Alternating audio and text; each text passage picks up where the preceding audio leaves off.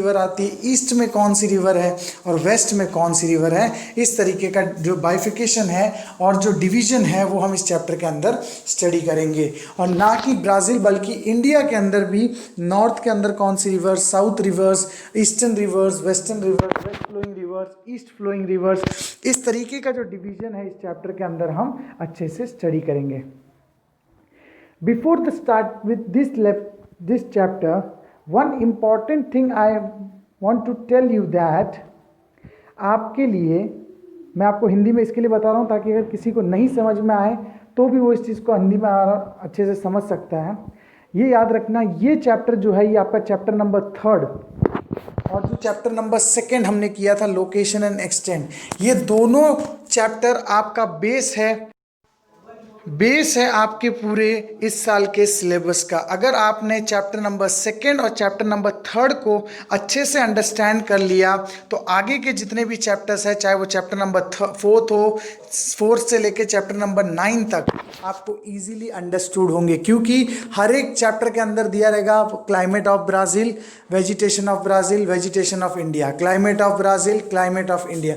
तो वो आपको कभी समझ में आएगा जब आप उस कंट्री की फिजियोग्राफी आपको पता रहेगी, यानी वहाँ के लैंडस्केप के बारे में पता रहेगा। आपको मालूम है कि माउंटेन के ऊपर ठंडी होती है तो आपको मालूम पड़ जाएगा माउंटेन मतलब बोला गया मतलब इंडिया के सबसे हाईएस्ट माउंटेन कौन से साइड में है, नॉर्थ साइड में है। अगर बोला गया गर्मी है, बहुत ज़्यादा हॉट क्लाइमेट है ब्राज़ील के अंदर, आप समझ जाओगे हॉट क्लाइमेट होता है इक्वेटर के पास, और ब्राज़ील का इक्वेटर वाला पार्ट कौन सा है, नॉर्थ पार्ट। तो आप उस तरीके से लोकेट करना सीख जाओगे जब आप इस चैप्टर को अच्छे से थॉरोली रिवाइज करोगे और इस चीज़ को बराबर से अंडरस्टैंड करोगे। और एक बात, जैसे ये वीडियो चैप्टर्स आपके कंप्लीट हो जाए, अगर आपके लिए एक और बेनिफिट है, जैसे क्लास में अगर लेक्चर हो या कहीं पे भी लेक्चर होते हैं तो एक बार पढ़ाने के बाद आपको खुद रिवीजन करना पड़ता है या फिर डाउट क्लियरिंग होता है, लेकिन इसमें इस सोर्स के थ्रू आपके पास एक बेनिफिट है कि आप बार बार इस वीडियो को देख के अपने डाउट्स, अपनी क्वेरीज को क्लियर कर सकते हो और इसको अच्छे से अंडरस्टैंड कर सकते हो। ठीक है, so now before moving towards the chapter, first we have to look on the map of India. ठीक है ना, एक लुक देख लीजिए, देखो कैसे किस तरीके से डिवीजन बताया गया है इंडिया के फिजिकल मैप का। फिजिकल यानी कि जो जैसे एग्जांपल माउंटेन्स, रिवर्स, वो सारी चीज़ें इसके अंदर दी हुई रहेंगी। North part, eastern part, western part and southern part. और ये एल्टीट्यूड की हाइट है। एल्टीट्यूड का मतलब होता है हाइट, जितना ज़्यादा जाएंगे वहाँ पे वो क्या आ जाएगा, सी लेवल। और उसके बाद जो ये ब्लू कलर में आ जाता है ये क्या हो जाता है, सी यानी ओशन की तरफ चले जाते हैं। और जैसे जैसे ऊपर जाते वैसे कलर क्या होता जाता है, डार्क होते जाता है। और जो हमारे माउंटेन्स है जिसको हम बोलते हैं हिमालयाज़, वहाँ तक जाते जाते वो चीज़ें क्या हो जाती है, स्नो कवर्ड माउंटेन्स हो जाते हैं। इसके लिए उसको वाइट इन कलर दिया गया है। Hope you understand. नाउ आपके लिए मैपिंग की जो क्लास होगी वो इस चैप्टर के लिए आपको अलग से मैं कराऊंगा, जिसके अंदर के इंडिया के स्टेट्स की कैपिटल हो, या फिर इंडिया की नॉर्दर्न स्टेट्स कौन से हैं, ईस्टर्न स्टेट्स कौन से हैं, वेस्टर्न स्टेट्स कौन से हैं, सदर्न स्टेट्स में से कौन सा आता है, सेंट्रल इंडिया किसको कहा जाता है, ये सारी चीज़ें। और ब्राज़ील में वेस्टर्न कौन सा है, नॉर्थ कौन से हैं, ईस्टर्न कौन सा है, सदर्न पार्ट कौन सा है, ये सारी चीज़ों का मैं आपके लिए अलग से लेक्चर बनाऊंगा, तो उसके अंदर आपको ये सारी चीज़ें एक्सप्लेन कर दूंगा। तो don't worry about it. So now we are going to start with our chapter, that is the chapter number 3। Geographical explanation. Figure 3.1 shows the physiography of India.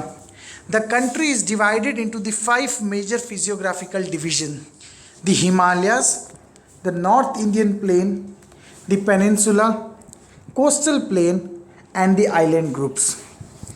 अब देखो, इंडिया के पहले किस चीज़ के बारे में बताया गया, इंडिया के डिवीजन के बारे में बताया गया कि इंडिया को कितने पार्ट में डिवाइड किया गया है और किस तरीके से इंडिया की फिजियोग्राफी को हमें अंडरस्टैंड करना है। तो उसको 5 पार्ट में डिवाइड किया गया, मतलब India is totally divided into the 5 groups.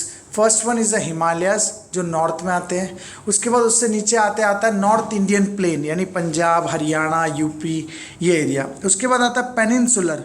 Peninsula मतलब कौन सा हो गया आपका, महाराष्ट्र, गुजरात, उसके बाद डाउन का जो पार्ट आता है साउथ का। उसके बाद आता है coastal. Coastal means coastal region, Maharashtra का वेस्ट पार्ट, गोवा पूरा हो गया, आंध्र प्रदेश का वेस्ट पार्ट, तेलंगाना का सॉरी आंध्र प्रदेश नहीं, आपका कर्नाटक का वेस्ट पार्ट हो गया। ये सारी चीज़ें किस में आता है? कोस्टल प्लेन्स में। उसके बाद आता है आइलैंड्स ग्रुप्स। आइलैंड ग्रुप कितने इंडिया के पास? 2 है। कौन से है? लक्षद्वीप और अंडमान एंड निकोबार। तो इस तरीके से इंडिया को 5 डिवीजन में डिवाइड किया गया है for better understanding of the physiography of India. The Himalayas. The Himalayas is one of the young-fold mountain in the world.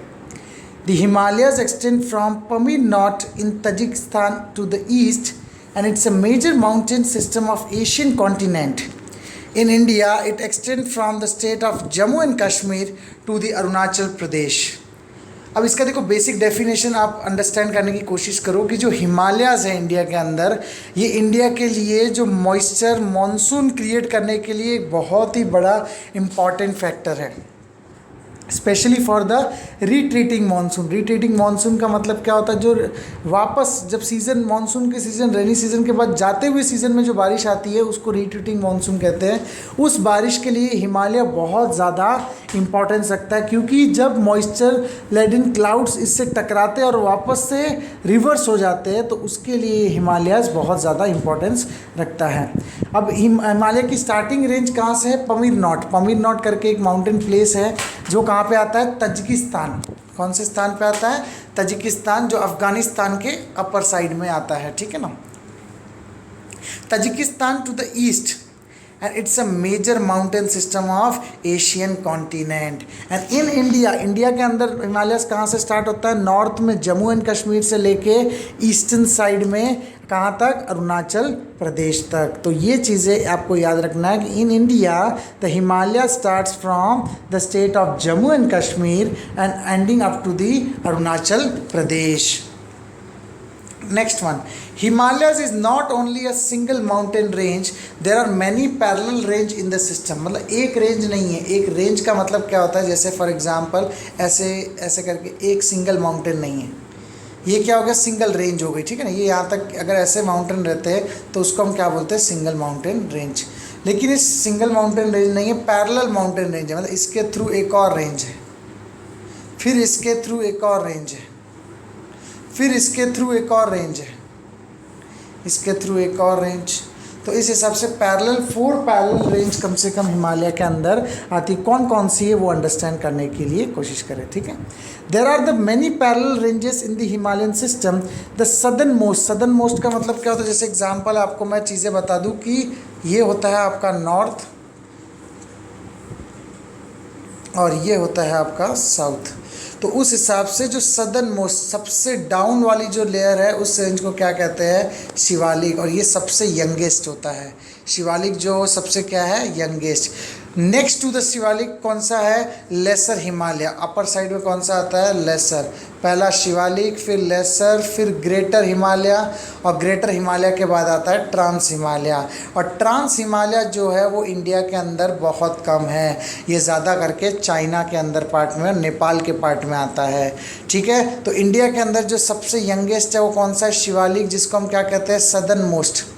कौन सा रेंज है? Southern most. उसके बाद आता है लेसर हिमालय, फिर आता है ग्रेटर, और उसके बाद आता है trans Himalaya. So next to the Shivalik there are lesser Himalaya, greater Himalaya जिसको हम हिमाद्री भी कहते हैं, और उसके बाद आता है trans Himalayan ranges from south to north. ये डायरेक्शन कौन सा? साउथ से नॉर्थ। मतलब पहले शिवालिक साउथ में, फिर उसके ऊपर लेसर, फिर उसके ऊपर ग्रेटर, और फिर उसके ऊपर trans Himalaya. This ranges are young to old respectively. Young to old मतलब क्या? शिवालिक सबसे यंगेस्ट है और ट्रांस हिमालय सबसे ओल्डेस्ट रेंज है। These mountain ranges are also divided into Western Himalaya or the Kashmir Himalayas, Central Himalayas or the Kumaon Himalayas, and Eastern Himalayas or the Assam Himalayas। इस तरीके से इनका 3 डिवीज़न भी है हिमालयाज़ के, जिसको हम क्या कहते हैं? Northern Himalaya, north western Himalayas जिसको हम कहते हैं Jammu and Kashmir Himalayas, central Himalayas जिसको हम कहते हैं कुमाऊँ हिमालयाज़ जो नेपाल के अंदर आता है, और उसके बाद आता है ईस्टर्न हिमालयाज़ जिसको हम कहते हैं आसाम हिमालयाज़ जो आसाम स्टेट के अंदर होते हुए जाते हैं। तो इस हिसाब से हमारे फिजियोग्राफी ऑफ इंडिया का फर्स्ट पार्ट यहाँ पे कंप्लीट होता है। तो उस हिसाब से क्या था, हिमालयास। तो नेक्स्ट जो पार्ट है वो आपका कौन सा है, नॉर्थ इंडियन प्लेन। तो now we are going to study the north Indian plain.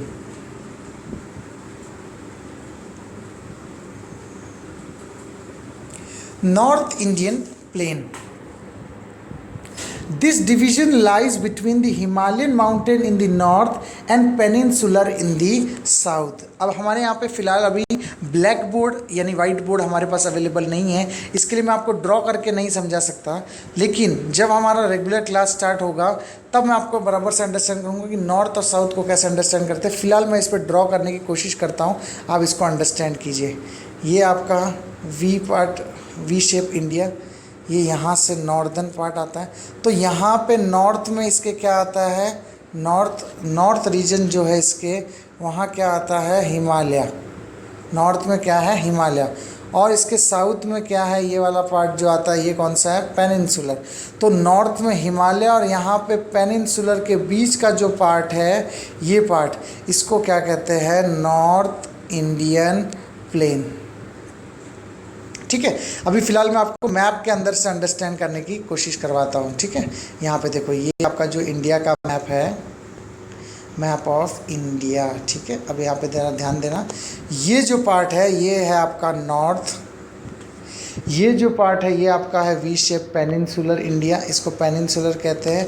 तो आप ये जो रीजन देख रहे हो, ये यहाँ से लेके यहाँ तक है ना, ये वाला जो पार्ट है ये आपका है नॉर्थ इंडियन प्लेन।